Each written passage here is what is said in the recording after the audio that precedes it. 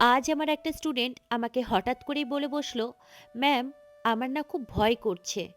আমার না নিজেকে খুব হতাশ লাগছে। কেন জানেন তো ম্যাম? আমি একটা জব করতাম। সেই প্রফেশনটাকে ছেড়ে আমি যখন এই প্রফেশনটাকে বেছে নিলাম, তো আমি জানি না আমি কতটা কি করতে পারবো।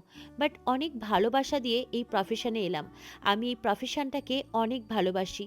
কিন্তু জানেন তো ম্যাম, বাড়ির কোনো সাপোর্ট পাই না। আমার যেটুকু জমানো টাকা ছিল, সেইটুকু জমানো টাকা দিয়ে আমি আমার এই প্রফেশনটাকে বেছে নিয়েছি। কিন্তু ম্যাম, আমি জানি না আমি পারবো কিনা। যখন মেয়েটি আমাকে কথাটা বলছিল, তার চোখের কোণায় জলও জমে গেছিল। তাই আজকে তোমাদের সাথে আমি এমন কিছু শেয়ার করব, যেটা আমার স্টুডেন্টের জন্য নয়।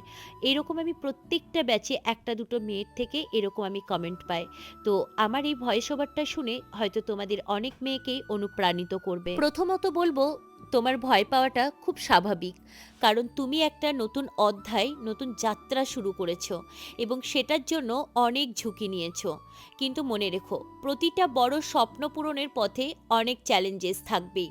এগুলো তোমার জন্যই শেখার সুযোগ।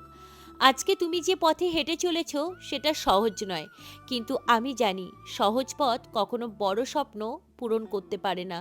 আমি জানি তোমার পরিশ্রম একদিন তোমাকে ফল দেবে।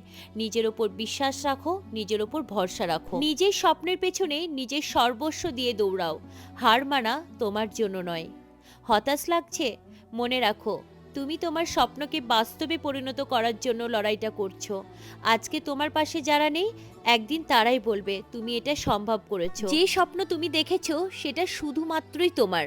কেউ পাশে থাকুক বা না থাকুক, আমি জানি এই কাজই একদিন কথা বলবে। আজকে তোমাকে যারা ছোট করছে, একদিন তারাই তোমাকে অনেক সম্মান করবে।